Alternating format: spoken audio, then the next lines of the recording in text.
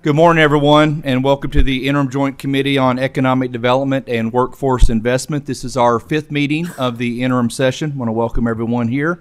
Looking around the room, we do have a quorum. So with that, Sasha, if you would, please call the roll. Senator Boswell. Senator Funke Frohmeyer. Senator Gardler. Senator Harper Angel. Senator Howell. Senator Mills. I'm here. Senator Storm. Senator Thomas. Senator Wheeler. Senator Wilson. Representative Baker. Here. Representative Bauman. Present. Representative Branscombe. Here. Representative Bratcher. Present. Representative Callaway. Here. Representative Elliott. Representative Gentry. Representative Hart. Here.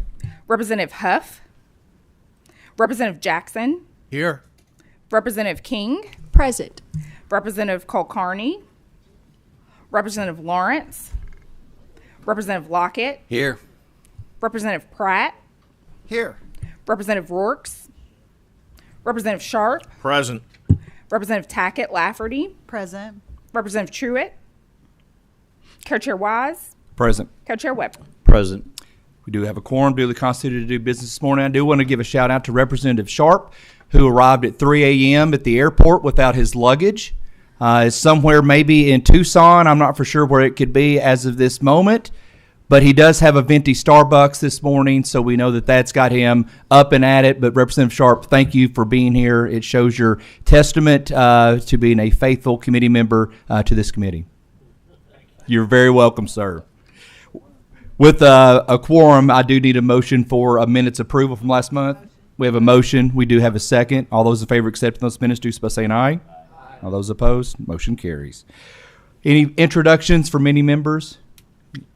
Seeing none, let's move on with our agenda. We have a jam-packed agenda for today, and I first would like to bring forth Secretary Jeff Noel and the Cabinet for Economic Development with his guests that are here today to provide us an update of some exciting things that are happening throughout the Commonwealth of Kentucky. Secretary Noel, first of all, welcome to the Economic Development Committee. I appreciate you being here, sir, and your guest. Our protocol is just to identify all of yourselves for the record. You have the floor to proceed. First of all, my name is Jeff Nolan. I'm the Secretary for Cabinet for Economic Development, and I'm actually Katie's guest whenever I attend these meetings and your guests, so I appreciate the chance to be here. Matt Wingate, I'm the General Counsel for the Cabinet. Katie Smith, I'm new to the Cabinet. I'm the Deputy Secretary at the Cabinet for Economic Development. Wonderful. Thank you for having us. Appreciate you all being here. And Secretary Noel, whoever wants to proceed, you have the floor. Thank you, Mr. Chairman. We're going to be somewhat brief, use some slides you've seen before, but mainly just make sure we've got some time for conversations and discussion about where things stand. First of all, we're going to give you a quick update on business development activities and also an update on our strategy, which I'm really excited about. We met yesterday with the Kentucky Association of Economic Developers that's participating in that strategy. And I would say the feedback from the local practitioners whose voices are, and I believe whose directions are clearly seen in the strategy work with McKinsey, are excited about having a blueprint and a roadmap about how we work very, very closely together and making sure that it's a seamless execution between what happens here in Frankfort, what takes place at the local level. And obviously want to talk a little bit about the KPDI program and where we stand with that. And as a commercial, I simply would say our pipeline of prospects is robust, and I would say it is stronger as a result of your all's leadership and your support of the KPDI program, because when you have products and products that you can sell, you get a lot more interest. So we appreciate that, and we'll go through that today. I know you're tired of seeing this every time I come, but I feel like it's critical to always remind ourselves, like I did yesterday with all the economic developers, why do we do what we do? And it's not the job count, it's not that. It's really, are we making lives better for all of our fellow Kentuckians? And are we doing it in a way in which their life at home is improving as a result of our collective actions? We are collaborators. We really are not in charge of any local policy, so our job is to work with local communities, work with projects, work with existing businesses, and take your all's guidance and policies and that of the governors and mesh it all together and really try to make things happen to help all local communities find ways of strengthening local economies and strengthening jobs and increasing jobs wherever possible. We've had great success over the last 2 years. And nonetheless, I think it's important to always look forward, which we are. And we're very pleased not only on the past successes, but of the activities we've had this year, as well as those that are in the pipeline that we feel very confident about will be forthcoming in the ensuing months. Real important metric that we track and follow, and that is what are the quality of the jobs that we bring in. And in 2022, very proud to say that the average incentivized wage was $26.78 per hour before benefits. For us, if we're going to bring an incentive, it either ought to be a strategic reason, it ought to be with a company that is an industry leader, 1, 2 in their industry segment, or they need to have some kind of intellectual property or unique niche that is about to, come onto the scene and to help create a leadership role, because from our humble opinion, it's all about making sure that we help attract and help grow companies that have real long-term stability and with it can pay these kinds of wages. And very proud to say that we're tracking very close to our goal at $27 an hour before benefits throughout 2023, excuse me. I'm ready for next year for some reason. Love to see some of the agenda topics that you have today, because I think what's going to come from our strategic endeavors is we can do even more. We're doing a lot of great things in the entrepreneurial support and the hubs that kind of fall together under our ecosystem, and the work we do with groups like the Kentucky Science and Technology Council, among others. And we can see and track that 900 new jobs are created, the type of investments, the number of startups. But we can do even more, and our strategy needs to be how do we also integrate the activities of local communities, the work with hubs, the work through startup to mezzanine to ultimate growth.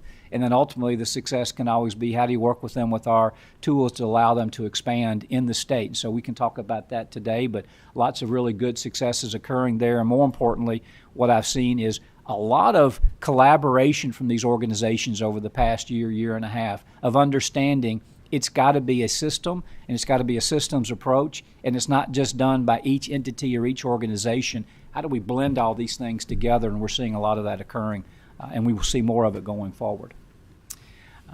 The work done on the EV sector, you've heard my philosophies on that relative to the transformation, and I don't get all hung up on which one of the spectrum is going to really occur. I just view it from a mixed perspective. Whether it's the ICE or whether it's the EV, we as a state in Kentucky need to continue to be the leader in the automotive space, and I think we are doing that with the transformation in the EV spectrum. And the kinds of companies that have located to support that industry are all leaders in their field. They bring great technologies, and they're the kinds of things that are uniquely different than that would be found in an ICE production opportunity.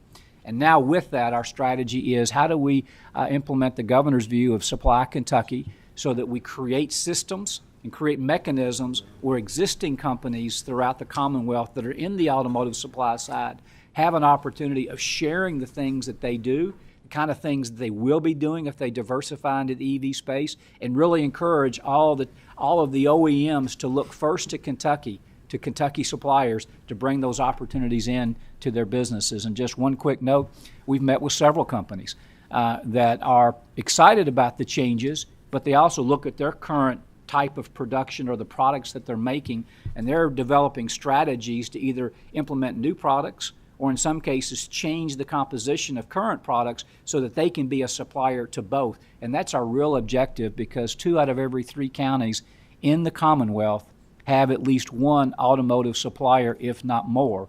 And with that, that's a very important reason that just for our existing industry base, we need to lead the space around what's happening in the EV spectrum. So again, whatever that mix is, because we're not making and selling more automobiles, we simply are changing the mix. We want to be the leader in that space going forward. And these companies that we have announced locations such as Ascend Elements, Latte Aluminum, you name it, those are the kinds of companies that fill a very specific niche that will help us continue to be a leader across the nation and across the world as it relates to automotive opportunities.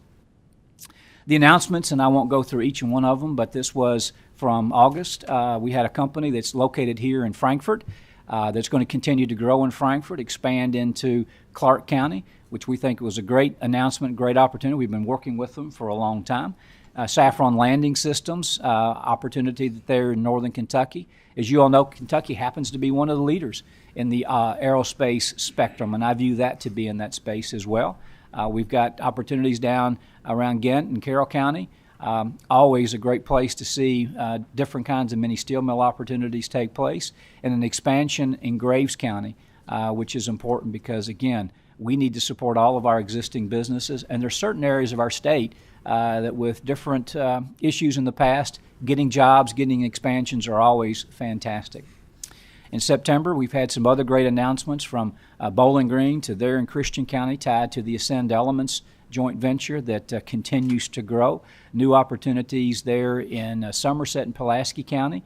And we also were fortunate enough to announce Stellar Snacks. We'll be going into the neighborhoods in what I call the West End zones in Louisville, perhaps the more challenged neighborhoods in Louisville, and it's been the first time we've seen that kind of opportunity with over 300 jobs coming forth to make pretzels. And it's a woman-owned business, and I met with many of the neighborhood leaders in the West End on Monday evening, and not only are they excited, but we're connecting the owners of Stellar Snacks with the neighborhoods, and there's plans for job fairs. There's plans for doing a contest to find local youth artists to kind of come in and do some painting along the area where the building will take place. And there's also a commitment not only of doing the job fairs, but the individuals that own this business are fantastic. And they talk about helping individuals that maybe have got some challenges in their own home life. How do they help them overcome them so they can be the best they can be in terms of employment? So we're excited about that announcement.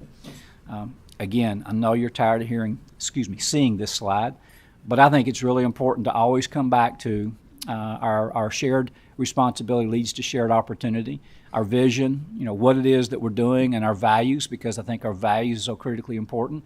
But on the far right, we have goals. And we are a bit under our goal of 12,000 new jobs announced for the year. We still have, I think, a good, very productive 2 months in front of us. But we set that goal in a very straightforward way. We don't try to judge. We don't try to guess. We simply take the 3-year historic average, the previous 3 years of job announcements that we have made. We drop out the highest one that we do, and then we take a straight line average. And I don't believe in changing those numbers. I always believe in having a North Star relative to the jobs to be announced, and also have a North Star to the total investment, because that correlates to the kind of stability. And the third leg to that stool that's as important, if not more important, is back to what are the wages? What are the benefits? And if we're not achieving our goal on those wages, why are we strategically inducing that project? And I can name one particular company in Franklin where it's a company that has very specific programs in helping single head of households have employment, training for them to make it more feasible. And in my humble opinion, that's a very strategic reason to have supported that company, even though they are not quite at the $27 an hour wage, but they're taking care of an important segment, and it also becomes a great pathway employment opportunity. So these are things we look at. I will go through the others just simply as one. Compliance. These are the number of compliance transactions we endeavor, that we follow up on, that we check on companies that they're performing. We provide to you those reports. And as I like to say, compliance really matters, and we're proud of it, and that's now why we track the number of compliance endeavors that we undertake. And as Matt knows, because he's in charge of that, we actually engage in and conduct 575 business transactions. That's code for contracts and agreements, that every word gets fly-specced, and we do this with companies so that you have knowledge and you have confidence that we have written agreements with companies relative to the performance they need to share that then ties back to that annualized compliance review. So when we share with you what our average wages are or jobs, we're tracking it and we're making sure we comply and check on those companies appropriately. Again, taking care of our core industries. And I was really pleased to be able to speak at our MI2 conference. That's an organization that the governor and our cabinet helped create in bringing together all the metal industries. And they've created an entity in which they meet. They have their own officers. They now have their own strategic plan. They have their own workforce development strategies. They know what they want to do together as a group of metal companies employing 33,000 people in Kentucky. That is an existing business retention program at its best, where you let the business and the business leaders come together and decide what they need and where they need the help, and otherwise they do it on their own. And so they had 400 and something participants at that conference. And after being here last year, I met with them and they were starting just the planning process, and to see that kind of work is amazing. We think that's what we need to do almost with every one of our core industries, because strengthening your core industries is important. And I'm less about chasing new companies, but chasing and working with companies that are helping to extend or go beyond the core of our core industries. That's how you keep your economy strong, and you realize every industry is changing. Every industry has to evolve. So how do we help our existing businesses do it, and where opportunities present, bring in those new companies? Very pleased with our strategic planning process. Let's go to the next slide. Our feeling was, if we're going to do a plan and a strategic plan, it should be done with economic developers at the local level, so their voices are there and they're participating. No, they're helping to guide it. That's why we're partnering with the Kentucky Association of Economic Developers. We're in the final throes of developing that strategy, and I'm very pleased to say that we have chosen McKinsey, that's well known to be able to bring big buckets of data, but yet still do a lot of great listening to arrive at very strategic endeavors going forward. You can see some of the pillars that we laid out in our request for proposals, which we received 8 of very, very strong consulting firms to help guide us. But the areas that we really specifically spelled out was, we want to look at all facets of business, not just one, but all facets. How do we help create more small to mid-sized companies? How do we really encapsulate and grab hold of entrepreneurialism and innovation? How do we integrate in the workforce training elements, and what's the role of economic developers? And how do we develop strategies that match up to our very unique but yet interdependent set of 120 counties? So what you're going to see coming out of our strategy is not a homogenized, here's one size fits all, but rather, how do we have the kinds of strategies that best reflect and fit within the uniqueness of all of our areas across Kentucky? We've created, like everything, the right organizational structure, and I'm really pleased that the Kentucky Association of Counties, the Kentucky Association of Area Development Districts, the Kentucky Association of Manufacturers, the Kentucky Chamber of Commerce, and I can go up and down the line, they have all been directly involved in providing input and taking to their members kind of the questions that we've been asking relative to the big buckets of economic development, which is government, education, workforce, business, utilities, and entrepreneurialism.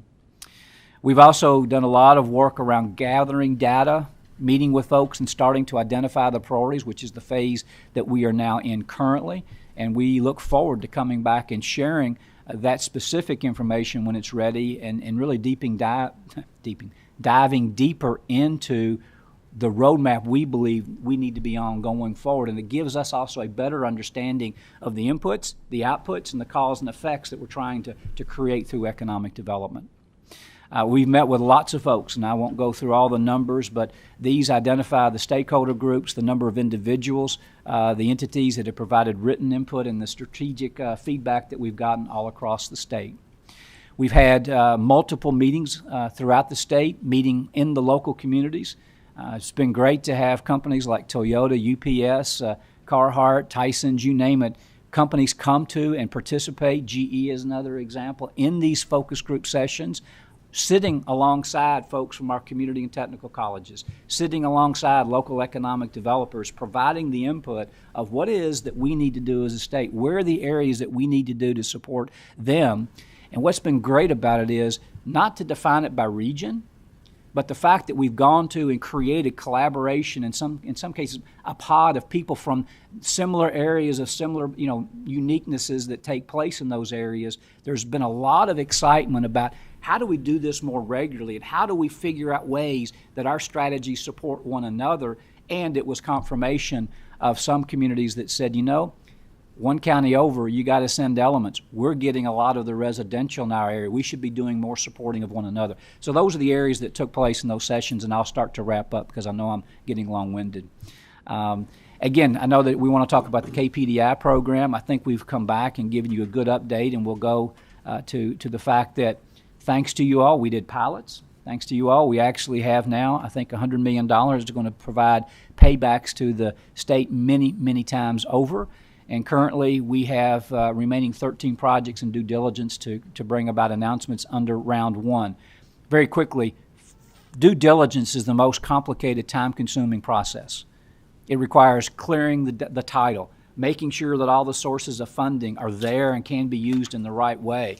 It means even including doing some of the due diligence work that if we're going to do $250,000 of cut and fill, how have we arrived at that to make sure that's the right thing to do? That due diligence is really the enabler of success. And so while it may feel like it takes a little longer, it actually allows us to have the confidence and information that when you have a project and a prospect come forward, you can respond just like that. So that due diligence is taking place, and I congratulate our team.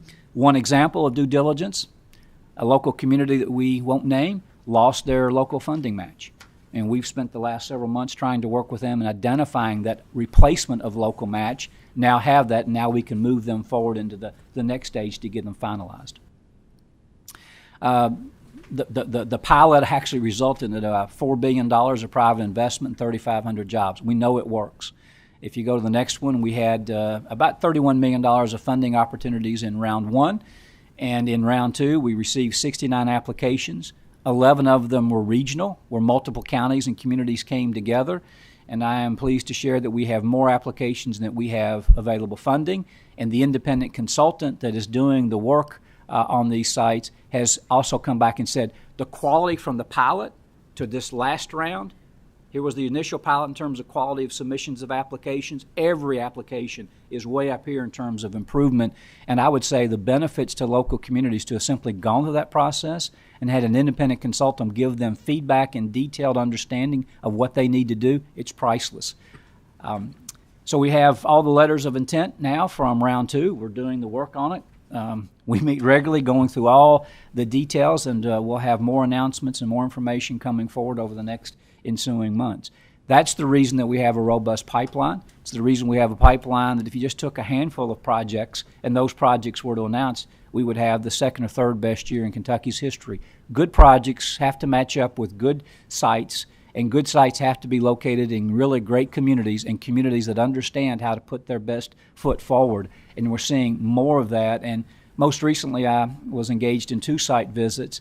It was exciting to be able to do a site visit with 3, 4, and 5 local units of government with a representative there supporting the location in one particular community, saying, we're in this together, you're going to need us, we want to work with you, and therefore we think your coming here will be beneficial and we want to be supportive. Those are the kinds of breakthrough, kinds of transitional meetings that I think are making a difference and the reason we have the pipeline that we have. So that's our presentation, and I appreciate all of your all's patience, and also appreciate the support. The world of economic development is nothing short of going head-to-head in combat. It just is. It's all about winning and losing. And I wish I could say it's not. And yes, there's great things that if you lose, you learn from. But at the end of the day, we want to win. If it's an existing company that needs help to simply stay there, that's a win. That's combat. That's what you have to do. If it's an existing company that wants to expand, how do we help them choose us over others? If it's a small business, how do we help support them get where they want to be? And if it's a headquarter opportunity, which the data points say the number of HQs or companies looking for a new home is at the highest level it's been since probably before 2007. And I think it's just important to understand lots of dynamics in the world, lots of dynamics in the global economy, and thanks to you all and thanks to your support and leadership and that of the governors, I think Kentucky is not only well positioned, but it's very refreshing to be invited to a conference that I went to on my own and paid on my own, to speak with North Carolina and other surrounding states, and to almost be introduced as the state that's just blowing it off the hinges, and all these surrounding states want to be like us. Now, maybe I'm adding a little bit, but that was the gist of my conversation in front of those contemporaries of mine from adjacent states, and they didn't disagree. Kentucky's really in a good spot. So thank you again. Mr. Secretary, thank you so much, and your team also for the presentation. Thank you for all the detailed information. First question we've got some other members with some questions.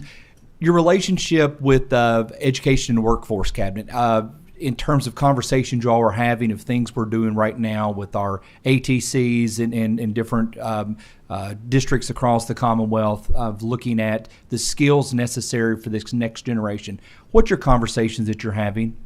Well, I've had lots of great conversations. I mean, Secretary Link is great to work with. I would take it one step further. You know, it's all about leadership, strategy, structure, and process. And so Secretary Link and I went to some organizations and we've created a structure. We call it the SWAT, but I won't get into all the reasons that detail is there.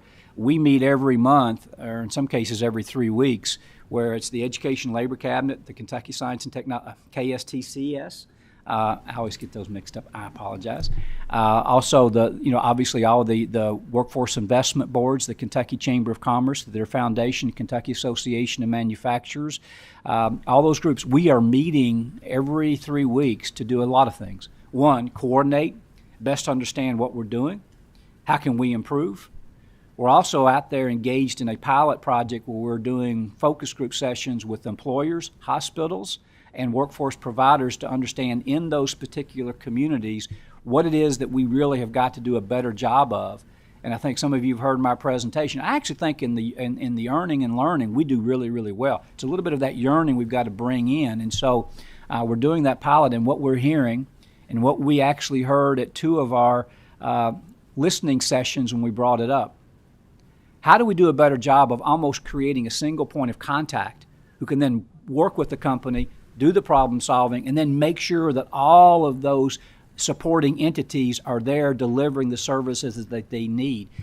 It's easy to sound, or sounds easy. It's difficult to do, but we've heard that message from companies over and over. But they say when they get to that right problem solving, we're helping to design the kind of training that needs to be done. We're helping them to identify the right kind of screening things that need to be accomplished. And in some cases, companies coming back and saying, we need to better provide different kinds of wages and benefits. We need to change our culture. It's that kind of shared conversations we're having, but we're using a very structural approach to get at that kind of work.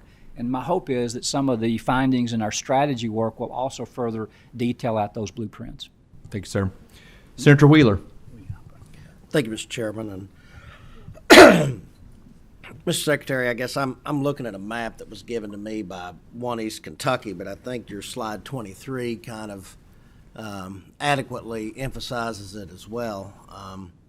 There's looks like a lot of good economic development going on in the state, and absolutely zero in my area.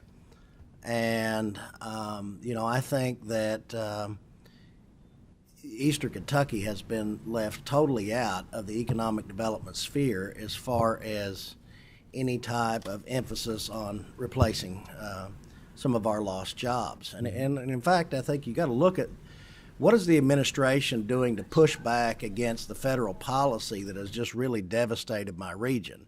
I mean, are you all pushing back against the closure of the coal plants? I mean, we're going to have these huge, large battery factories, and yet I think there's some question as to whether there's even going to be adequate electricity to power these things.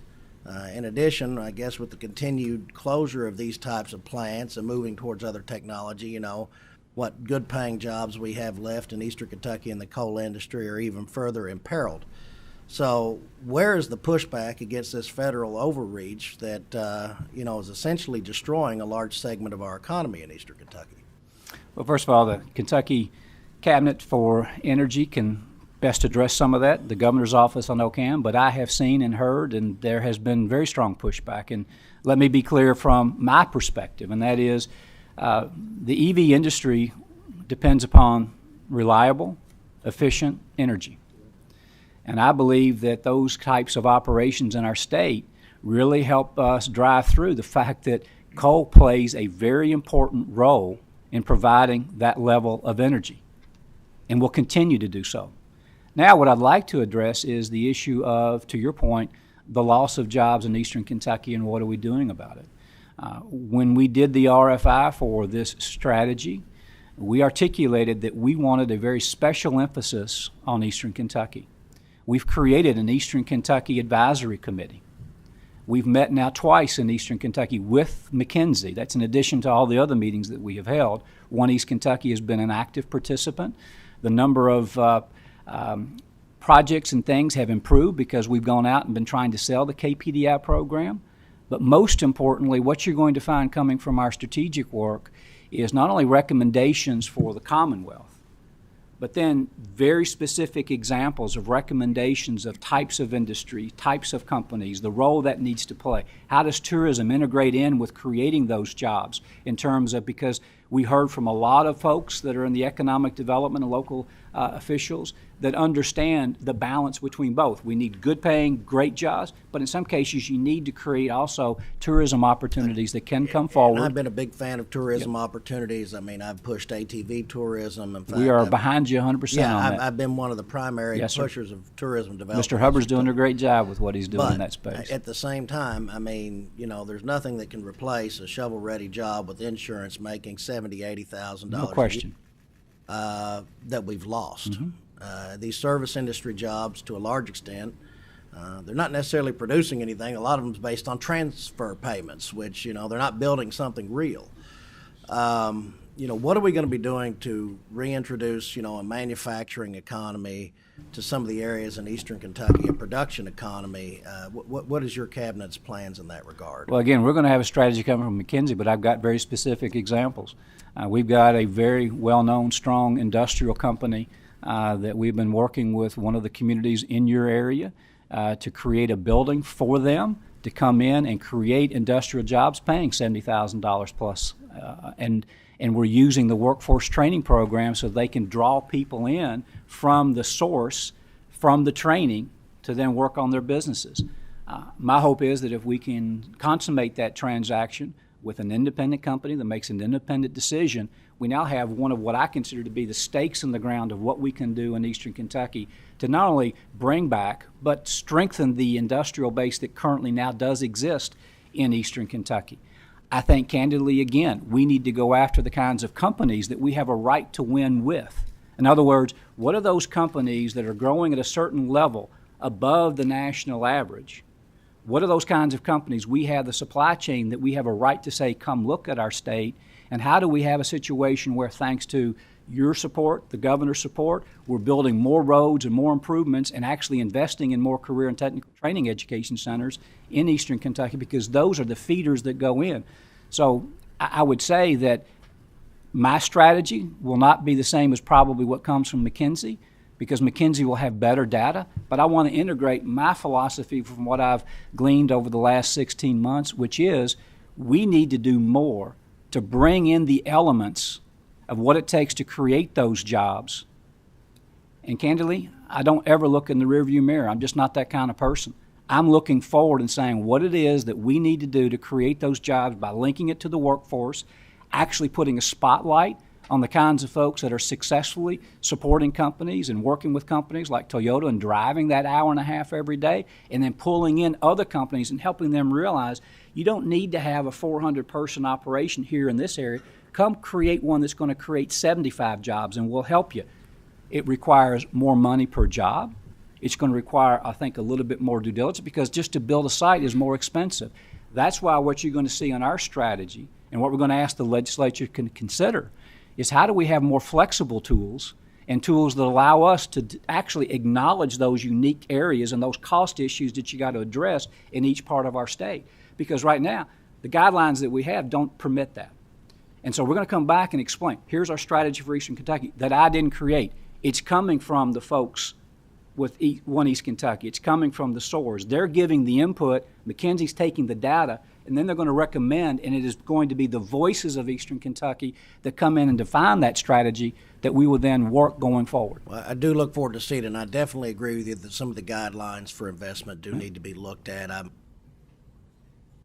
Just that if you have a private investor that's willing to invest in the area, they could take it to the next level with a little bit of help, but because they're already there, oftentimes they don't qualify for the additional help, and I think that's just foolish. But that's the I'm way it 100% is. with you, and I'm even 100%.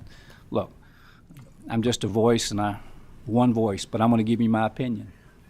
If we put together programs that allow us to do some of the incremental investments we need with existing companies in eastern Kentucky or those that are looking at that area, yes, your investment per job may be higher than what it takes to do a similar type of transaction somewhere else.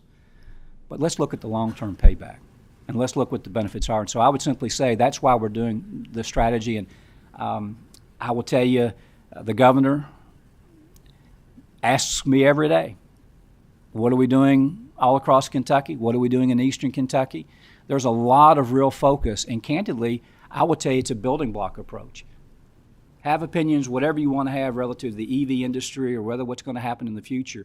But every time we bring in a major announcement or a major company, it is a building block that then says, okay, now you got to extend out to that next opportunity. And I think that's also what we're doing. And we're on the verge of seeing that, I fully believe, for Eastern Kentucky. Thank you. Thank No, you for your thank you, indulgence, sir. Mr. Chairman. Thank you. Senator Wilson. Thank you, Mr. Chairman. And Mr. Secretary, thank you for your report. Appreciate everything you guys are doing. I do have to say that over the last 7 years, a lot of the policy that's been made from this General Assembly is the reason why Kentucky is soaring, especially, making it a right-to-work state, repealing the prevailing wage. Before that, 60% of the people that were looking at coming to Kentucky would just push us off the table because we were not a right-to-work state. I've been very involved in all of this since my 13 years in the General Assembly, and I have to tell you, we have our area, which I know you're very, very familiar with, is Bowling Green, Warren County, our 10-county region. We have, been number one. We compete regularly for number one in economic development in the state, and the secret sauce for us has been that our government down there works together, city, county, and our Chamber of Commerce actually goes out and recruits the businesses. And many times, government is not involved until they're pretty close to actually making and sealing the deal. Like our battery plant down there, I was called and they wanted us to look and meet with them. We had to sign NDAs and we had to make sure that we were going to be able to provide the infrastructure they needed and the money for that. And then afterwards, we had a meeting with the governor, all of us together. So I think that is something that's people always ask us, what are you doing in Bowling Green? Well, it's everybody coming together, working together. We don't have that in every county, in every area. And I know y'all are finding that out, doing the things that you're doing. But I do have concerns over EVs because now we have the sales is not as what they expected it to be, so they're backing off. These automakers are. Toyota is now going to focus more on their hybrids than they were on their EVs. We're hearing all of this, and it does concern me about the base load and what Washington is trying to do in shutting down our coal plants. But I can tell you also the problem for us in our area, we have over 8,000 open positions in a 10-county region that we do not have the people with the skills to fill those jobs. So workforce is a huge issue for us, and so I appreciate what y'all are doing with that, and I appreciate our local officials and everybody working on it, but it's a reality. And those two things really concern me in economic development. Senator, we agree, and first of all, thank you for your leadership. And we work very closely with Ron, and sometimes the timing by which some of these discussions occur, companies often talk to the state even, and then talk to the community separately, and then bring us together. Companies do it their own way. The real key is, to your point, the communities work together. And to your point about workforce, for me, I want to fill those 8,000 jobs because that's wealth creation, and that's our role. That's our mission. It's not just the job announcements, it's filling those jobs. And so while we don't have any real true workforce accountability, we do have the Bluegrass State Skills Corporation. We think our convening and collaborating and providing real direct customer service, not only for new companies but existing companies, and helping problem solve is critical. So we've hired an individual that comes from higher education. He's got a PhD in organizational development. He has taught lean manufacturing. And so we've put him in charge to basically say, how do we start to build out better systems, better coordination, and finding ways in which we can, in some cases, think out of the box to fill all those jobs in all of those areas, because we hear it everywhere. And for me, again, the role is about improving lives for Kentuckians, not about just simply having a shovel groundbreaking of some kind. I love to do both, but I think the most important thing we can do is fill all the jobs that we have, make sure that we're helping people find those opportunities. And my tummy, by having done this enough times, also tells me the more we can do that and we can show the successes, the more then we'll have other companies knocking on our door. Well, I know the workforce is a huge issue because we had a company wanted to do a major expansion, but because they were having trouble getting the workforce they needed currently, that expansion went somewhere else to another state. So it's a real issue, but thank you. It's an issue across the country, and I know at my time at Whirlpool we had 5 factories. 84% of everything we built and sold was made in this country.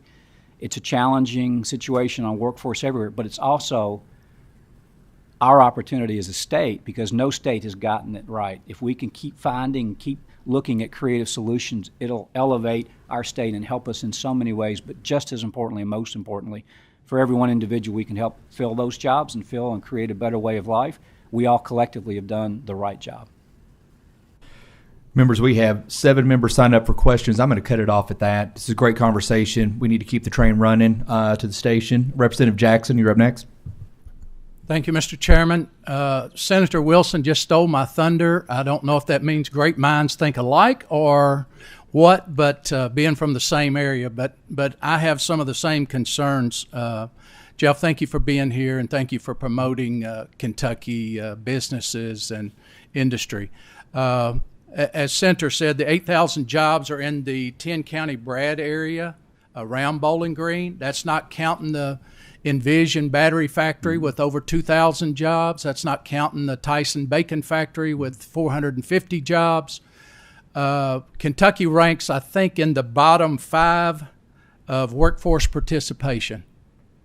We've even hired somebody from Bowling Green to go to Fort Campbell to try to work with retiring military people to recruit them to Bowling Green to work.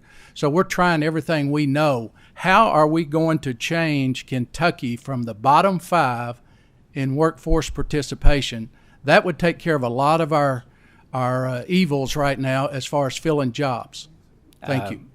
I'm glad there's 2 great minds sitting side by side, and I would say I think we have to delve into your great minds to help us find some of those solutions.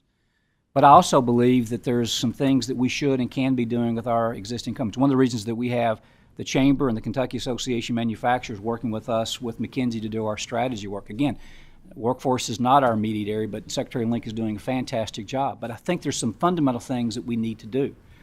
I think actually local economic developers need to play a more active role in working with local existing companies and helping to promote the kinds of jobs that they have and getting those companies more entrenched into providing presentations and engaging in junior high school students so they get a better sense of the type of jobs that might be out there. I'm even excited about the chance of working with Ron and the local chamber, working with other communities, and maybe working with companies and saying, can we do some social media and videos around the kinds of jobs that exist? You know, having gone through some of these facilities that we have attracted, when you see folks that are in manufacturing wearing a white coat and carrying a laptop, that can be pretty exciting for a young person.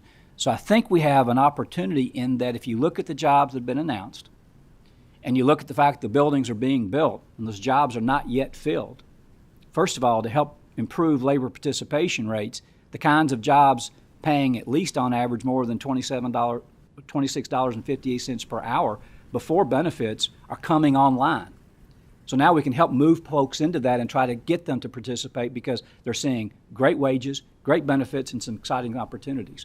But I think we all have to work together to try and create better understanding with students, with parents, and even with some teachers that the career opportunities in the future world of manufacturing are exciting and people can really progress and become leaders of companies. And so the pathway and the opportunity in these jobs, we just need to work on, and those are the best ideas I have, especially with the time limits that I know I'm now under, and I apologize for that. But I love the question. Look, every issue and every concern is really what one of your jobs is to raise. And then our job is to come together back with you and let's work collaboratively and collectively with all of the folks that have a stake in this and see if we can find a way of moving the needle and creating improvement. And every time you do it for 100 folks, think about that benefit. So I agree with you, sir, and thank you. Representative Sharp. Thank you, Mr. Chairman. Mr. Secretary, thanks for being here, and I appreciate everything you're doing. I had 2 areas of concern, one of which I think Senator Wheeler covered very eloquently. Eastern Kentucky is an issue. That's also my area, and we need to focus out in that area. The other thing I got on slide 12, you mentioned on the slide number 2 to extend the core as ESG. Can you explain that for me, please? Again, I don't make policies. I just tell you what I hear from companies. And major companies have made a commitment to reduce their carbon footprint. That's the E in ESG, environment.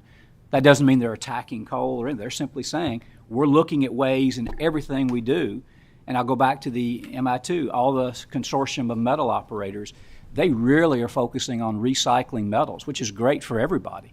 And so that's an element where when you have a company that's got a strategy, how do we help them deploy that strategy? So if it's a metals manufacturer, how do we help make sure that river ports are there to bring in the scrap metals to go into the recycling? So if there is a strategy that the company says they need, and they all, in many ways, have those strategies, how do we just make sure that we've got the tools for them to do that? G is governance. And I'm a big believer in governance, and I want to make sure that when we have a company, their governance is always evolving so that the strengthening of who's making the decisions, their commitment to their people, their commitment to doing things the right way are part of the type of companies we try to bring in. And S is also a social. Look, companies are doing a lot of things either differently or they're putting an emphasis on such things. I mean, I think the number one, and people misunderstand it, but one of the top issues that companies have that are doing business around the world is they simply want to make sure that they have a workforce that somehow looks more like their customers.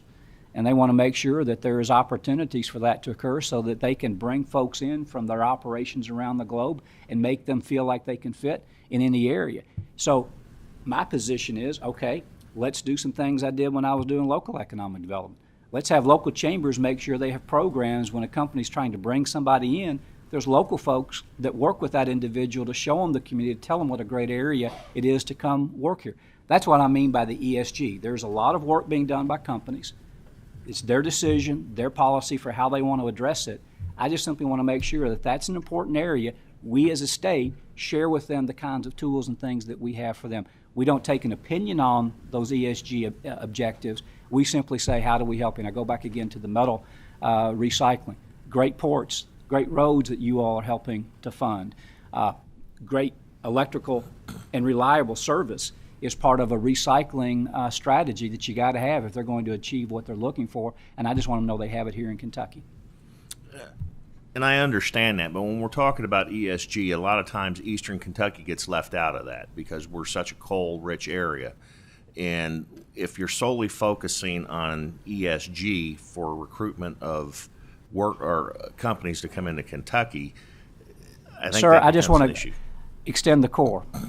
ESG, supply chain, recognizing the geopolitical issues. Those are the disruptors that are out there. Now, our job is to make sure we fit them. And I disagree on one thing, because this is the conversation I have with companies. Now, it may not always work, but here's my view on describing Eastern Kentucky.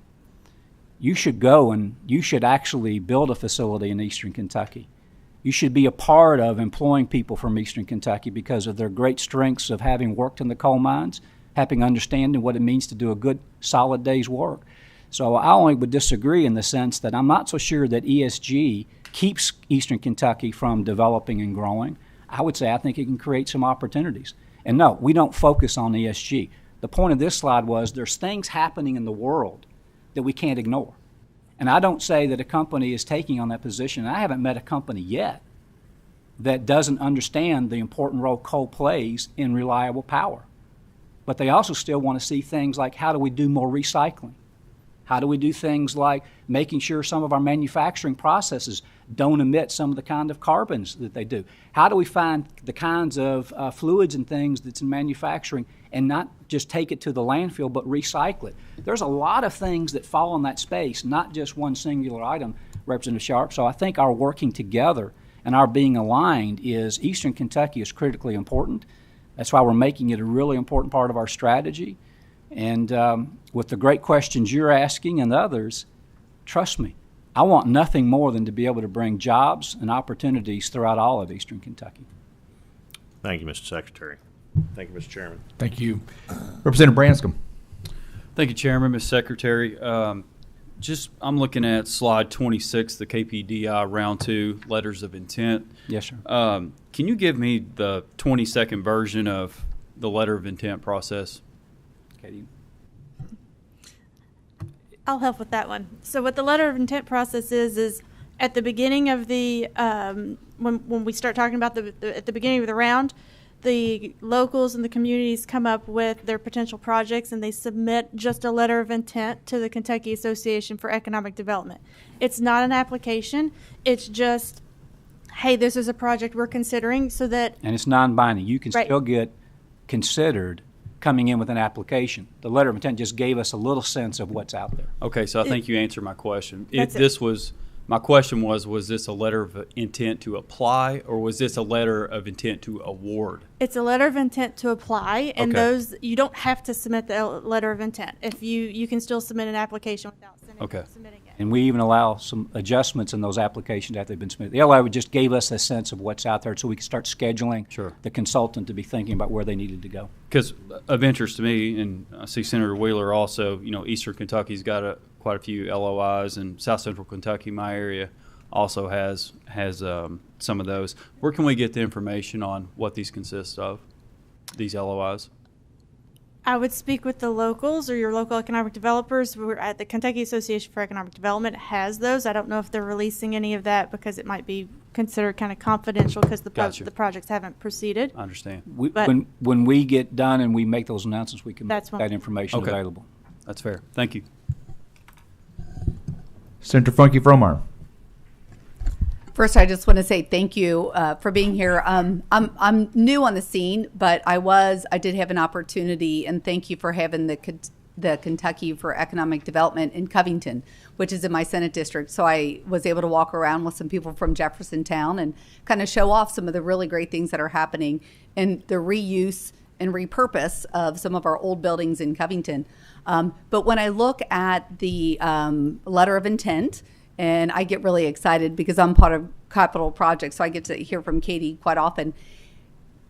So Pendleton and Bracken are also part of my Senate district and Campbell County, and I see very little action in the reuse and repurpose. We also have River City Metals that is right there in Newport, but tremendous amount along the water, and of course we've also got a wonderful place to live, but we need to continue to build out our riverbank in northern Kentucky because we're the gateway coming into Kentucky. And when you're hanging out in Cincinnati and you're staring at northern Kentucky, our riverbanks aren't looking so great, and we need to work on that. But I do really appreciate your energy and your effort. This is the first time that I've met you, and very excited for what you're doing and want to celebrate the great work that Katie's doing and her team. Just in my 295 days as a senator, I'm seeing a whole lot of good stuff, and we want to be part of it, but we've got some reuse and repurpose in our area that I'd love you all to really take more consideration to. I did a 585-acre brownfield redevelopment that before I came here, I love them. Look forward to working with you on them. Katie and her team does fantastic. And for everybody on the committee where there's not a blue dot, we've gone out and actually physically gone into those communities and tried to understand what we can do to help them get an application. And also, every Monday, we invite any community to come in, bring whoever they want, and we invite our entire staff. Sometimes we eat together, sometimes we don't. More often than not, we don't, but we try to get together for about an hour, hour and a half, and we actively have conversations with the local community so they get to know us as a team, we get to know them, and then we have conversations like, well, what do you have in the pipeline? What are you working on? How do we help you get through some of that? And I believe we are on number 75 or 76 of those community meetings that we have held just over the last 2.5 years. We've really ramped them up over the last 18 months or so. Awesome. And we invite any community to do that. In some cases, we have community organizations that come see us as well. Senator Mills. Thank you, Mr. Chairman. Secretary, thank you for being here today. Just two comments and then a question. Yes, sir. On Senator Wilson's question, I think we were all thinking that. Just to let everybody know, the Tax Foundation, our competitiveness rating since 2016 has gone from 39 to 26. That has all to do with unemployment work and tax work that we've done in the legislature. The second item is we're talking about coal power and industrial power, and I really think that this decision that the PSC is going to make November 6th about LG&E closure of those power plants is, if they allow that closure, we are going to be short in our state of industrial power, of the reliable power that we need. And I don't know if you noticed it or not, but in Nebraska, they actually are leaving a coal power plant open just to make sure they have enough power to power their new battery plant. Did you follow that? I read everything I can I'm get sure my you did. hands on, and I I'm certainly sure you have did. read about that. Sure you Yes, did. sir. And then the question is, it triggered me to ask this. You said headquarters are on the move more than ever. Why are they on the move right now? Well, first of all, 51% of those that have moved have either moved within the immediate community or in that same state. So in some cases, it may be coming out of a building. Data is always data, but of the 49% that are moving, in some cases, they're moving because they're looking for areas where it's easier to attract and retain individual workers. In some cases, there's been a consolidation or a different set of ownership that changes and creates movement. The reason I bring it up, though, is it's just a fact. It's happening. So I always want to be thinking about what does that mean and where does it perhaps create some opportunities for us. And, you know, Senator Mills, I've got family in your area, neck of the woods, and I want to kind of go back to HQ offices and things like that have certain kinds of profiles. You know, I would argue that helping those kind of companies attract wherever they want to go is as important for wherever they may go for the other end of the state, because the more we can have a good mix, and I call it a portfolio approach. I want a portfolio approach of different kinds of industries all across the state. I want a situation where all kinds of jobs can fit within our state, and if you do that, given our state, every area benefits along the way. And so I really am excited about the more we can create strategies that go into that portfolio. Where is our strength? I mean, down in Union County and in Henderson, there's a lot of great grain operators, a lot of great workforce, a lot of things that can happen. We need to be attracting those kinds of industries.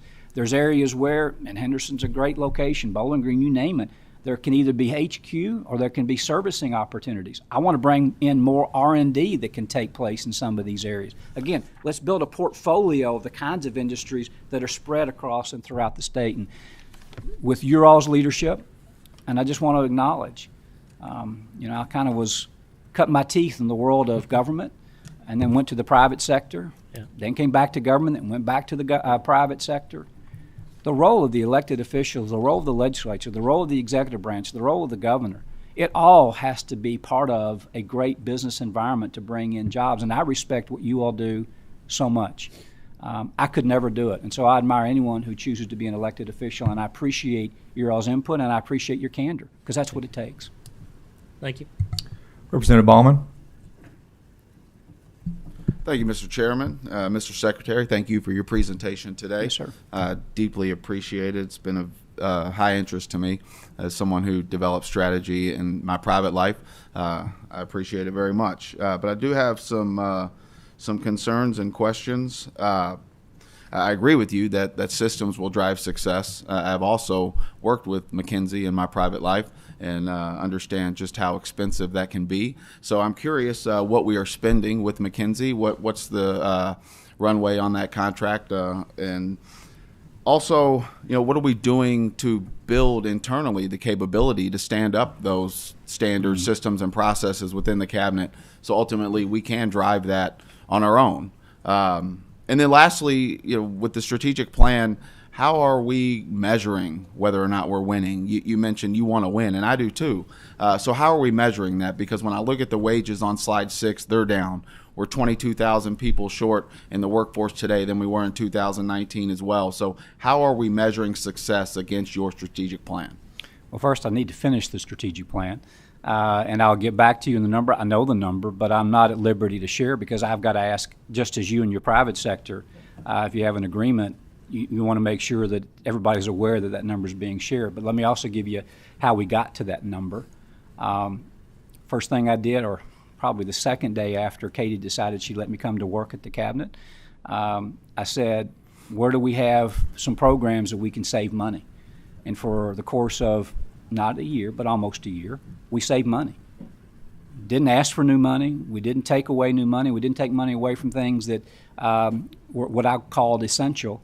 Like any good business, we decided we needed to pay for the strategy, and we paid for it internally by simply reallocating and in some cases Katie and I took on some areas where perhaps we needed to fill in those areas, so we just didn't go out and try to find either somebody to fill it or an area where it needed to be duplicitous. And so sacrificing to make sure that we could pay for it internally was an objective.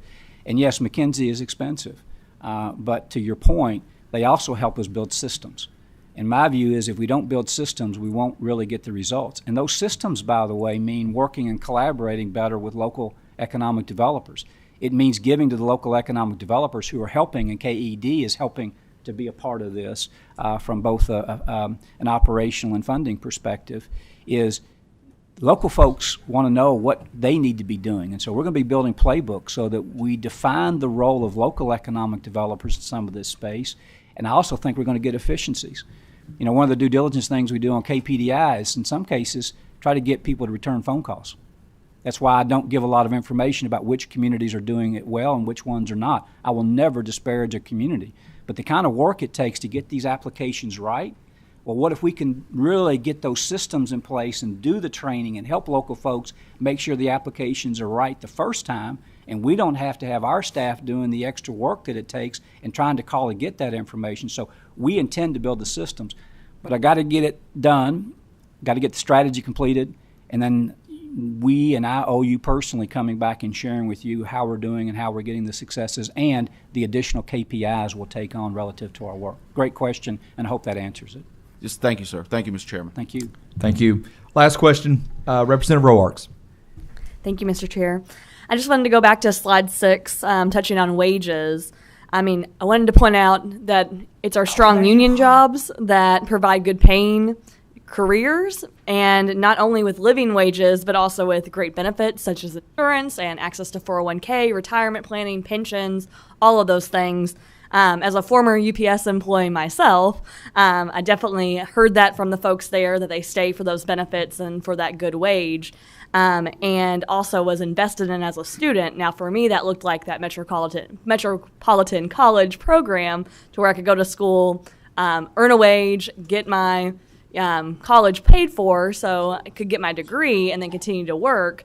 But also for other people, that looks like the investment in our trades, with apprenticeship programs and still being able to work but have access to those benefits and getting their education paid for while still being able to have a great career. So I just wanted to point out that the median wage, the hourly wage, is so important to our community, and I thought this slide really highlights the rebound that we're having since COVID. Appreciate that, and appreciate the comments. And again, thanks to the legislature and the work of the governor, been expansion of programs with KSTCS, and also expansion of the kinds of apprenticeship programs and the kind of the uniqueness of allowing folks to go to work for area companies, still get their education. We need to find ways of all of those that we work on. And my last comment, because I know time is running now, we also have to talk about workforce not in a general sense. We have to break it down by actually the segment. I mean, when I was working at Whirlpool, we sold washers and dryers. We knew our market, and that's why we had all these different brands. You know, I want to be able to start talking to all the kids who start college and don't finish. I want to be talking to all the Job Corps graduates to make sure they know where they track into to get the opportunities that they need. You start breaking down where all the workforce is and where folks are in their certain life. We need to make sure that our messaging to them and the opportunities they can hear align up with who they are and where they are in their life to realize where those opportunities may be. Easier said than done, and even goes back to how do we measure our success.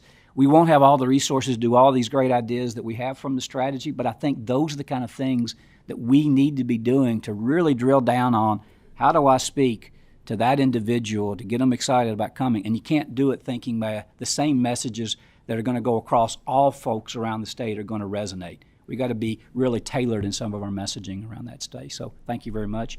And Mr. Chairman, sorry. Secretary, no, you're perfectly fine. Thank you so much for the presentation. Members, thank you for your indulgence of the questions. I'm sorry to cut it off, but with 2 more presentations, we need to stop at this point. Thank you again. Our communication lines always are open here with your office, so thank you. And ours are as open as we can be. We want this, and let me just share the questions that are asked and the ways in which they come across. I just respect, I appreciate. Great minds, great insight, and in some cases maybe differing opinions. That's what makes it work. And I just want to tell you how much I appreciate these opportunities to be here to engage in the most important part of governance, which is good communications. Even if we don't always see eye to eye, the fact is we're working together to try to do the same thing, help create jobs and improve life at home for all Kentuckians. Thank you so much for your comments. Thank you. Moving on to our agenda, the next item on the agenda for today is Dr. Nancy Cox, Dr. Seth Diebolt, talking about the bourbon industry, workforce training, and innovation that's taking place. If those presenters could make their way to the table.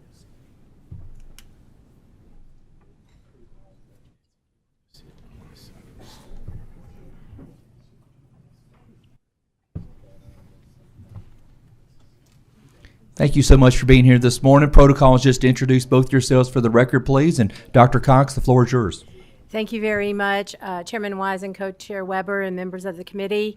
I'm Nancy Cox. I'm the Vice President for Land Grant Engagement and Dean of the UK Martin Gatton College of Agriculture, Food and Environment. Seth. Seth Diebolt. If you'd hit the microphone, please. There's a button there to push, and the green light will come on to speak. The green light is on. All right. Seth Diebolt, Professor and Director of the James B. Beam Institute for Kentucky Spirits at the UK Martin Gatton College of Agriculture, Food and Environment. Wonderful. Thank you so much. Floor is yours. We appreciate the opportunity, and I'm going to go through a little teeny bit of an overview and then turn the presentation over to Dr. Diebolt. So next slide, please. Just to review the mission of our 1862 Land Grant University, we have a tripartite mission of instruction, research, and then extension and engagement.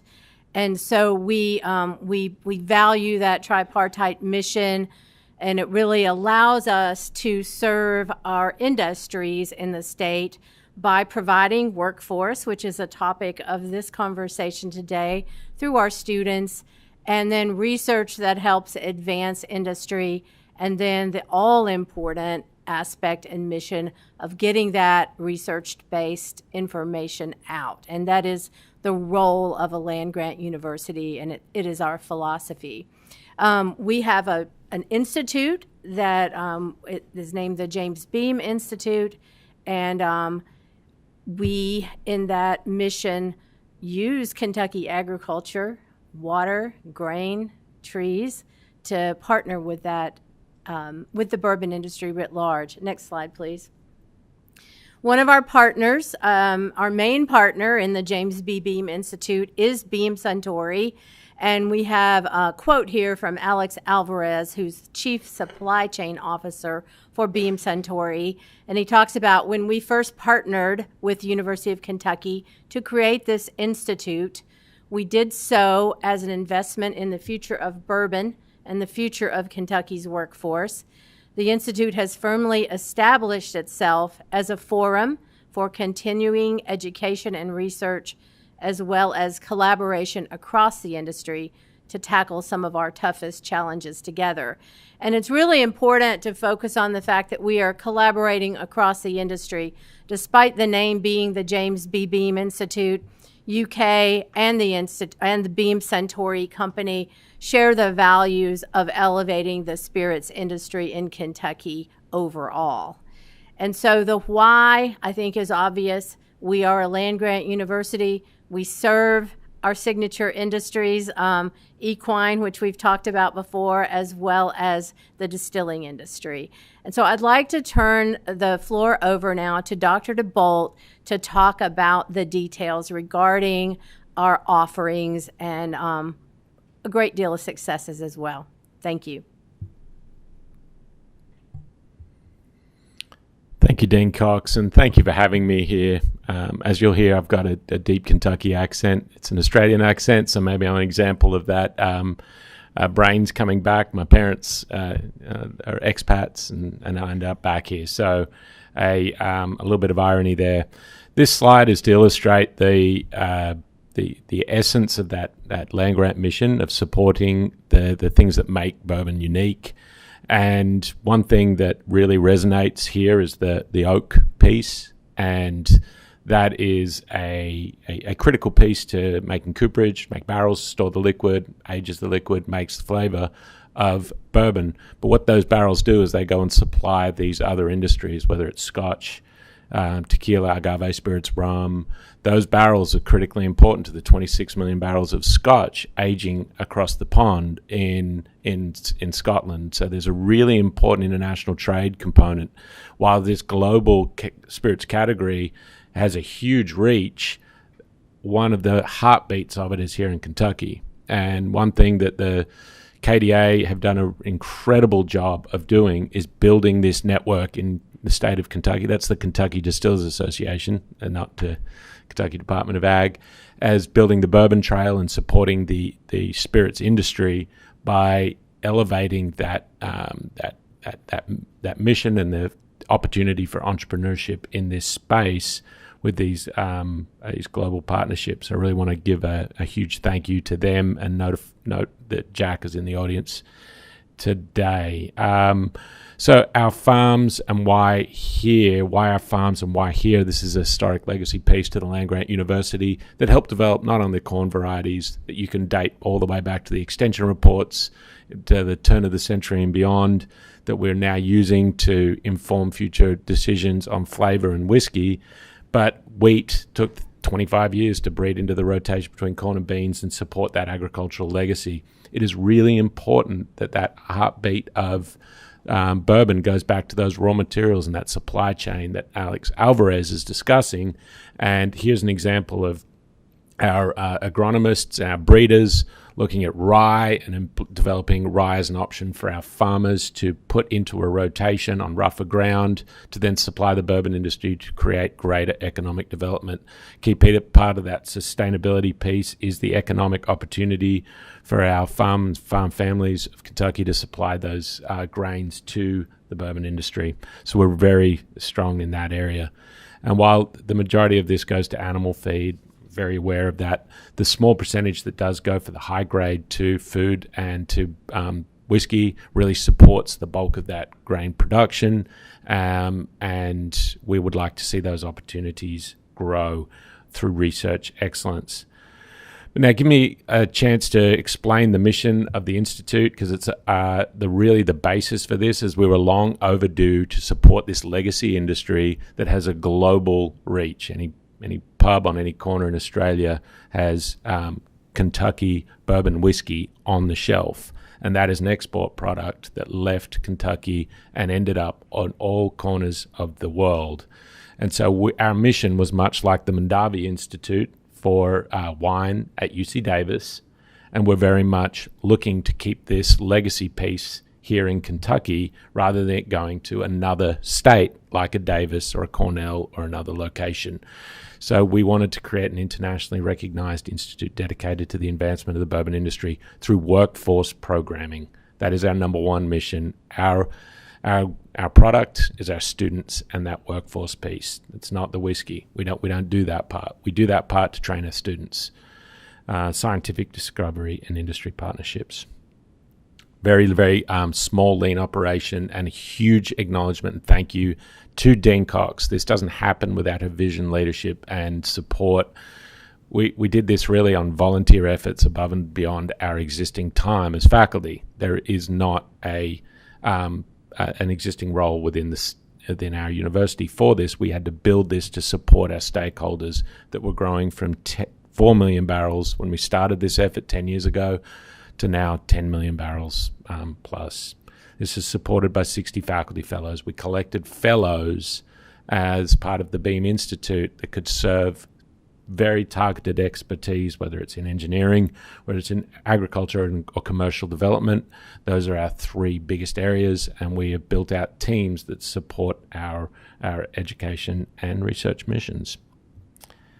Give you a sense for the timeline of this, 10 years from first courses launched to now. That seems like, man, it took me a really long time. It did, but that's about as quickly and light year fast that you can imagine a university like UK turning. It's a big ship, it turns slow, and so we've gotten a lot done in this period of time, including the construction of the world's largest distilled spirits teaching facility. And it is beautiful. Invite you to campus. We'll take you through for a private tour. it should be in the land-grant school, and it should be represented here in the state of Kentucky. I'm really proud of that effort from that the Dean Cox and the university have invested in. So this wouldn't be possible without donations from Beam Centauri, the Boswell family, who have they're expanding the Commonwealth Cooperage in eastern Kentucky now and have over 1,000 jobs in the state, and their expansions will put them on course to have over 2,000 jobs in the cooperage industry to support the tremendous growth in the bourbon industry. All that bourbon needs barrels. Those barrels come from the woods. They come from the stave mills and into the cooperage. Those are really important visions there.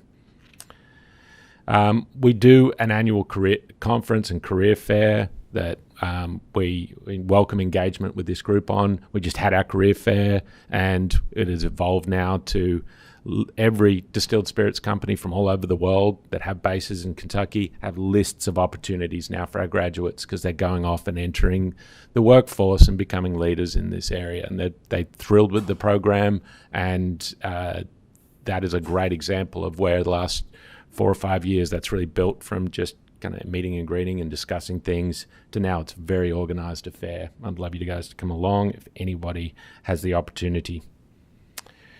Let me tell you a little bit about the facility.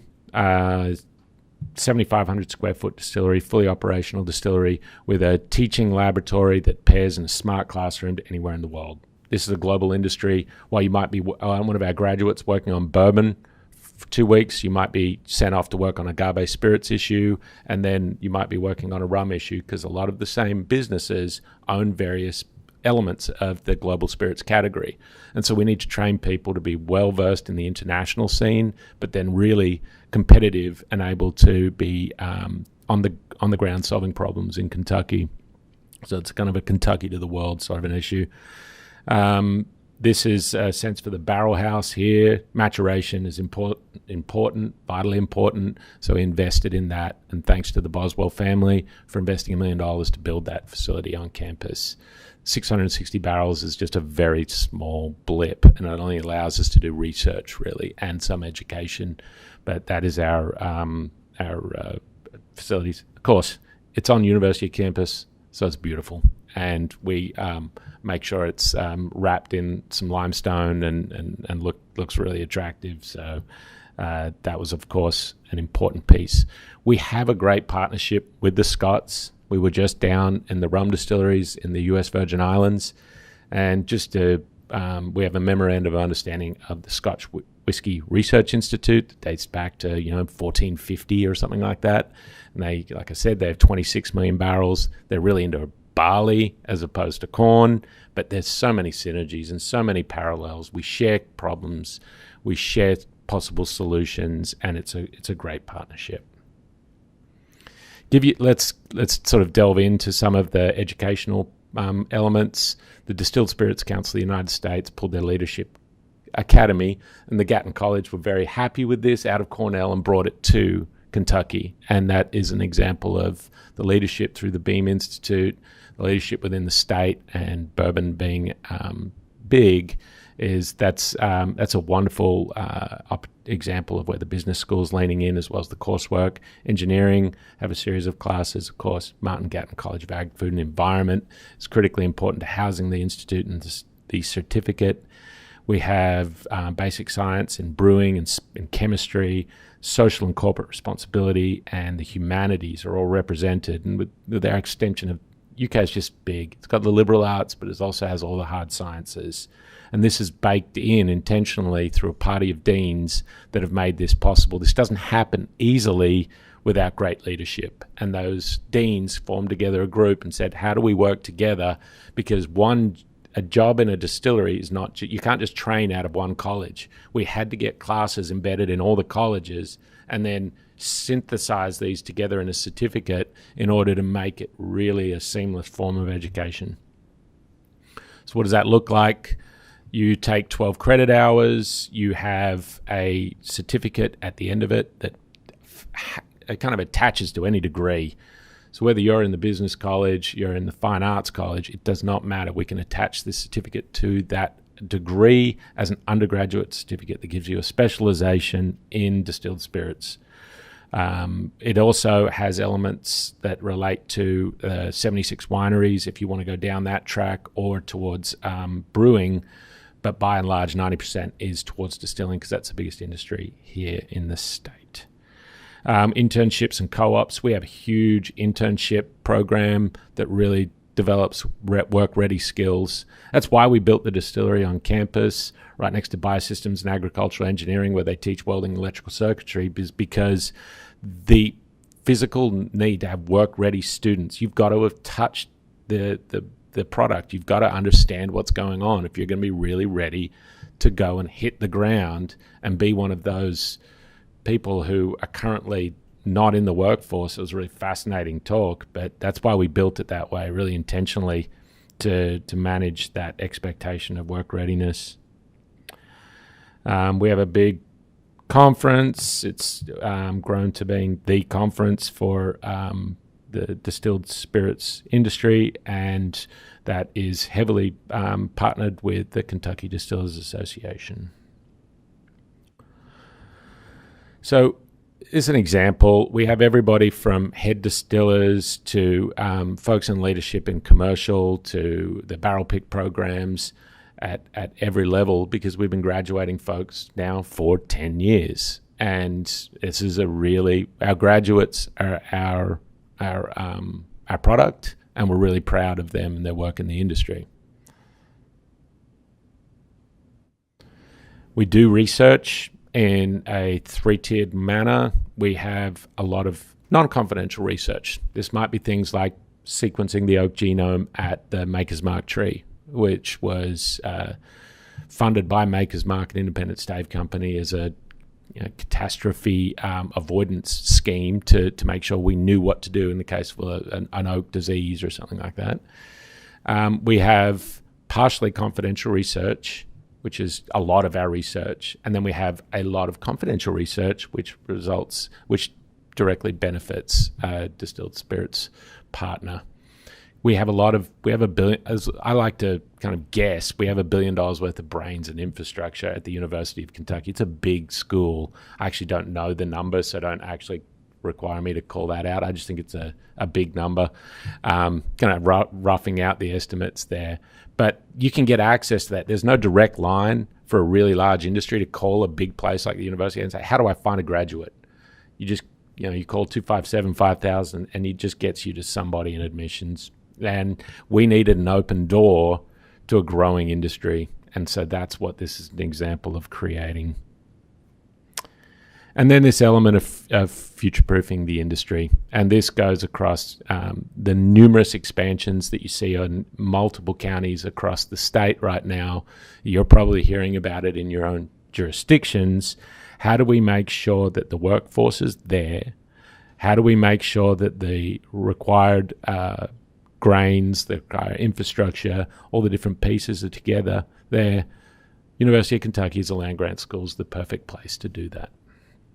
It's what we do. We've got great partnerships like the Independent Stave Company. They have a huge challenge in their supply chain. And this is just an example there of a quote from our friend. But this is the sort of research we do. Liquid's lost every year in the Angel Share. It's really important, actually, the maturation. But a lot of our work goes on challenging projects that look to improve the economic viability of the industry. And that's where we do return on investment research as our primary vehicle. And this could be stave quality recovery, corrosion, sensing, controls, maturation. We have a huge effort on sustainability of white oak, but also safety, lean manufacturing. The list just goes on, but there's a lot of work going on in just a short 10-year time. That's me just racing through those slides. I do a much better job if you come visit the university, but please welcome any questions. Great job. No, thank you so much for staying on target under the time limit. We greatly appreciate it. In terms of funding, and Dean Cox, this may be the question to you, is everything private donations? Is it also grants? Is there any state funding? Is there anything with UK budget? What's the breakdown on that? I can't give you the exact proportions, but there is a regular state funding invested in all the faculty that work collaboratively on this project. So part of that $1 billion Dr. DeBolt was talking about. We also do have quite a bit of philanthropy around this industry gift money, and then we are very successful in grant money as well. In terms of my last question, in terms of the enrollment for students, it said I think 2021 140 students. Are you seeing a continued increase in that? What were your numbers this fall semester, if you had those? Yeah, the numbers are continuing to grow up on around 30 to 60% growth per year, which we need to double the number of students. Now we've got the classroom in the institute. And what's really important, Senator Wise, is a lot of those students are coming from out of state to Kentucky to look at this place as an option for their career development. And I think the numbers there are pretty high. We have a good gender parity coming in, and we just have a real emphasis on bringing talent here to support the industry. Wonderful. Any other members, any questions, any comments? Thank you for your success of what's happening there at the University of Kentucky campus. It's a beautiful facility to see it right there from the road. Gorgeous. And we thank you for what you're doing also for workforce and for Kentucky industry. Thank you so much. Thank you for having me. Our last presentation for today on the topic of entrepreneurship and innovation is the Boom Kentucky.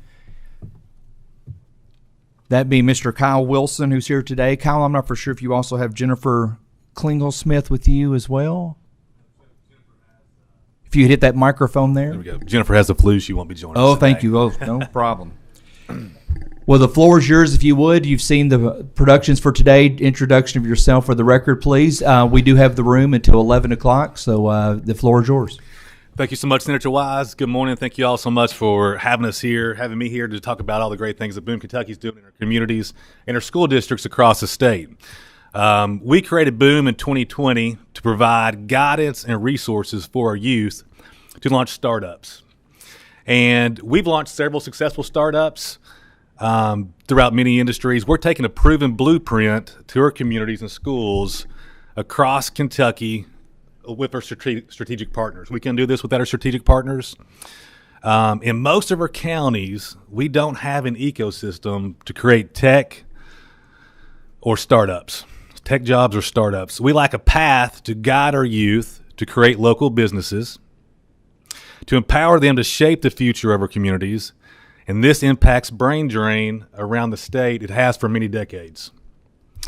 In most of our counties, we don't have a central location for adults to receive remote job certifications and retrain to enter the workforce with the relevant skill set. And as we've been talking about today, we have employee shortages in almost every industry. Boom Kentucky focuses on really three initiatives. The first is we partner with school districts across the state where we guide students to launch startups. This year, we're on track to launch 60 startups between all of our partnered school districts. Opening community innovation hubs. And I'll get to more of that in just a little bit, but the Community Innovation Hub is all about retraining adults to get certifications to re-enter the workforce.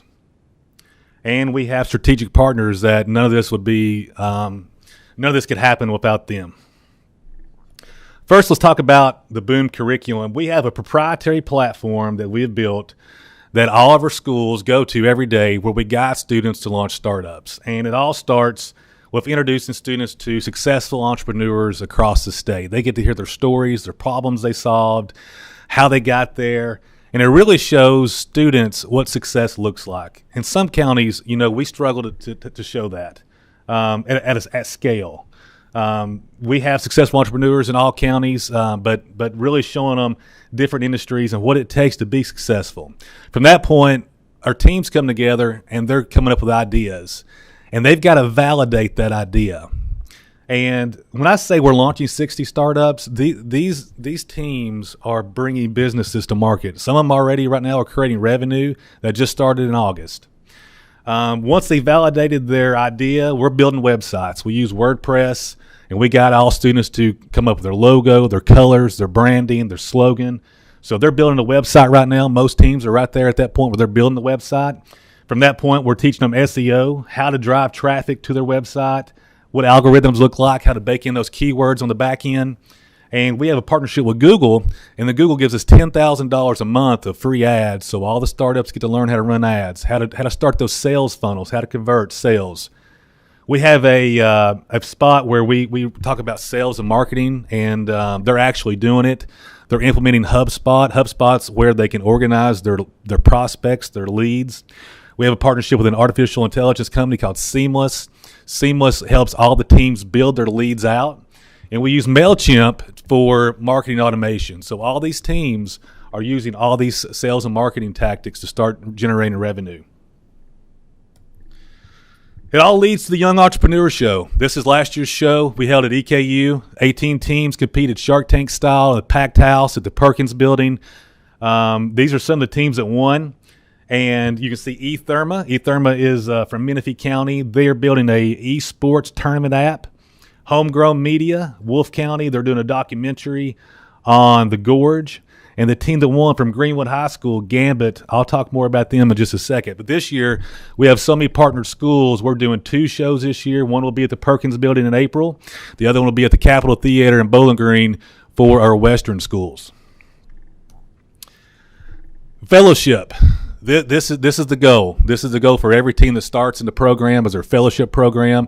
It's modeled after the Awesome Inc. fellowship program. If you're aware of Awesome Inc., who they are in Lexington, a strategic partner of ours, every team that starts this journey, they want to get in our fellowship program. They want to get where they receive those resources for 1 year, senior sales and marketing support. We have last year at the show, we had capital investors there.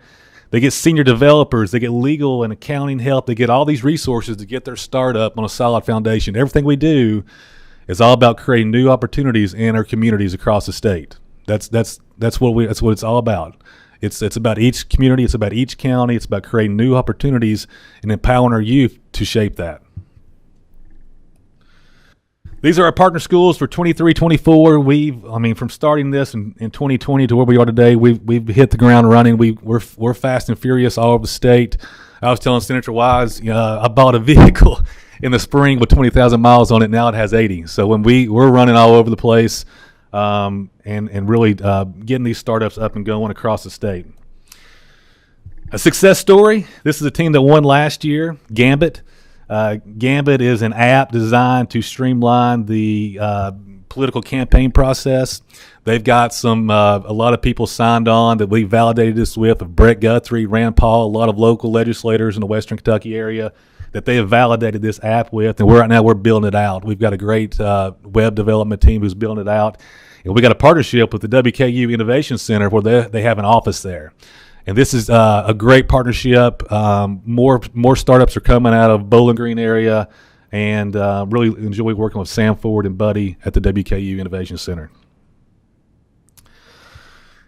Let's switch now to the community innovation hubs. We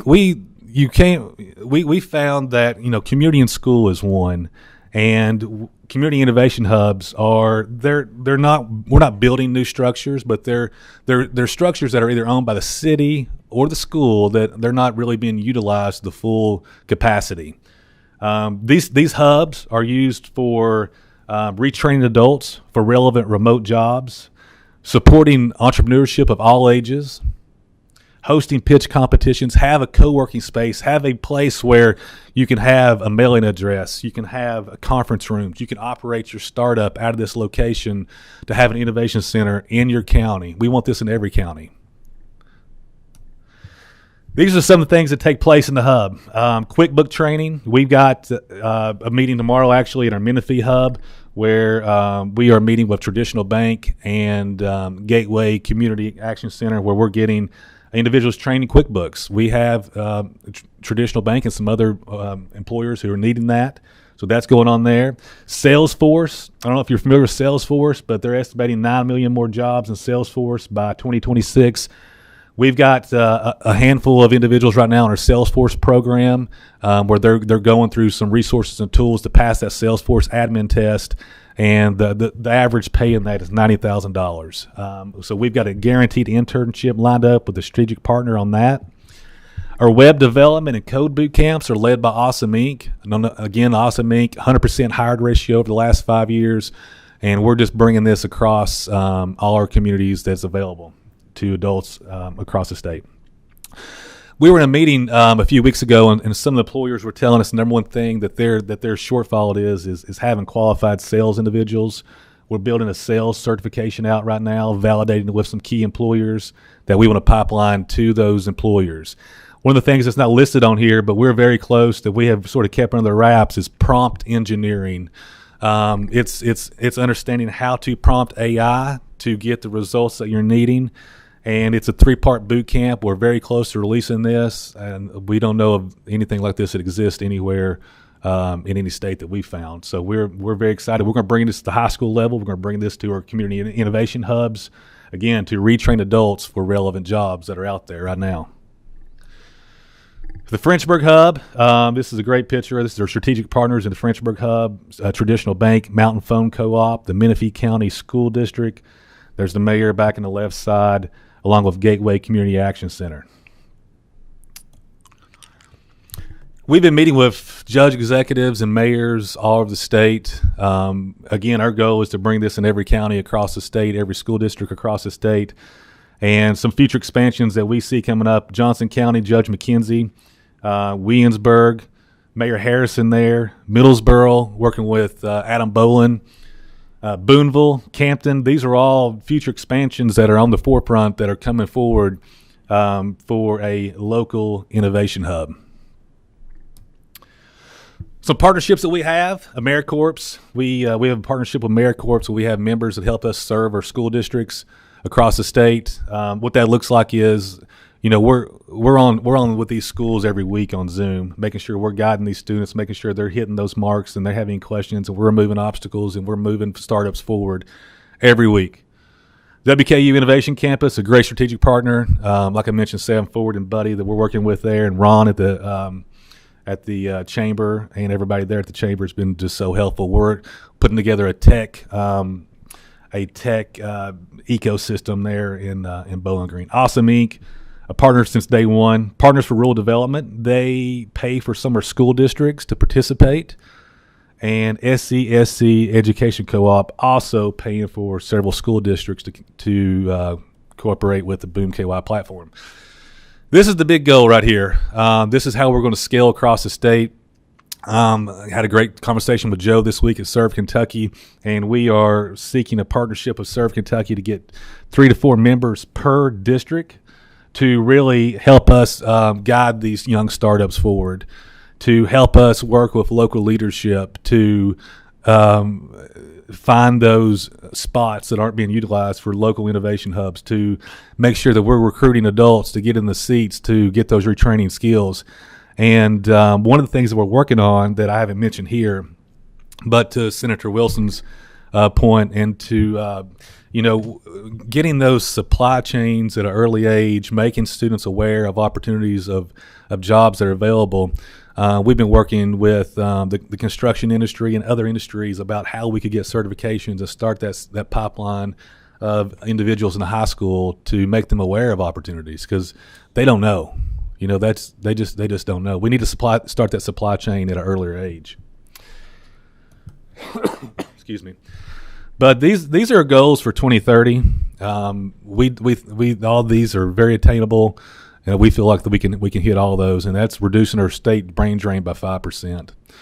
Open 20 local innovation hubs across the state. Launching 300 plus high school startups yearly. We believe that this could easily be doubled. We're on pace to do 60 this year. I think it'll end up being more like 80. Create 150 new jobs through the hubs.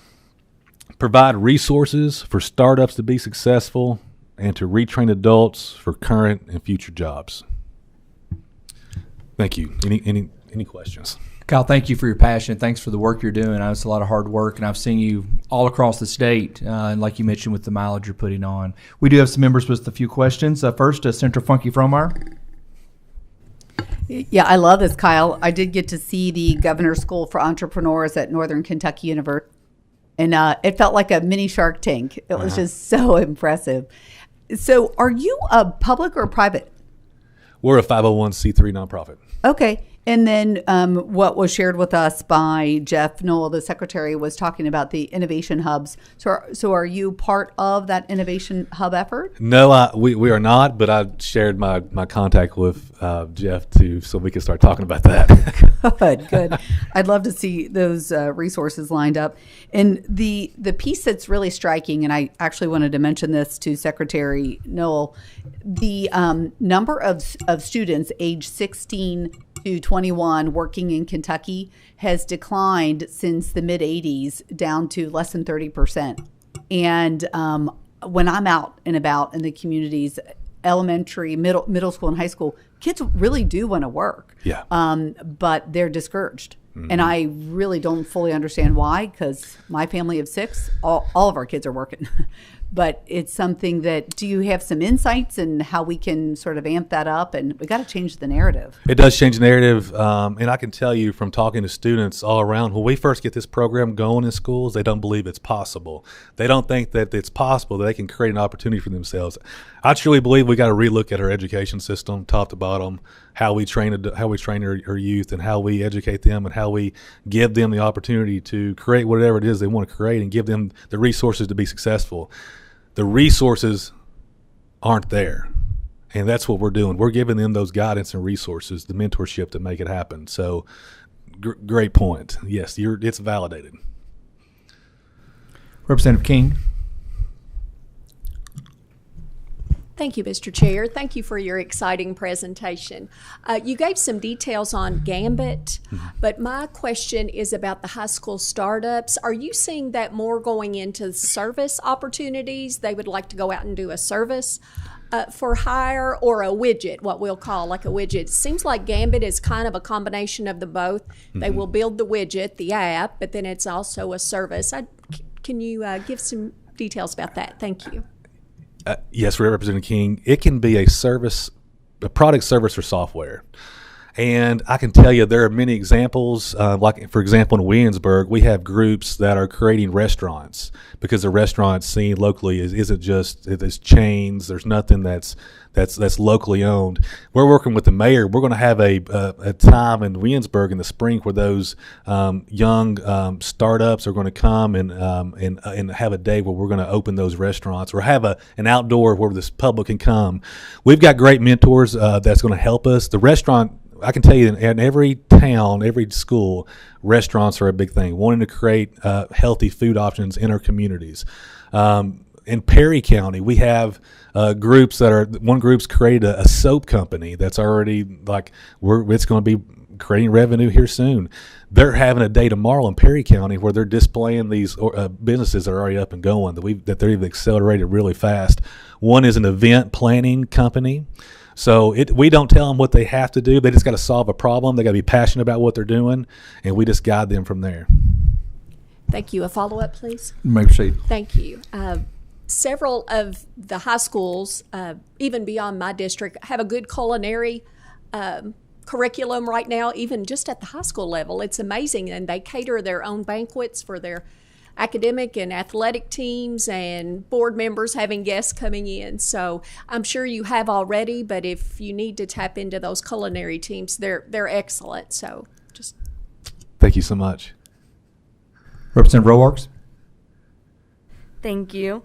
I wanted to know, is the curriculum all online, or what does staffing look like? Yeah, it's on our proprietary platform. A big thing about the platform also is the students get to network. So you've got students all across the state who have similar interests. They go on there, they share ideas, they can create groups, they can talk, they can discuss. So networking is a big piece of that platform too, but all the curriculum is all online on our platform, and it guides. And we work in sprints, and each sprint sort of builds on the next one, getting them to where it's called a minimum viable product that they'll bring to the show, ready with a pitch deck, ready to present at the Young Entrepreneur Show. Right, one follow-up, please.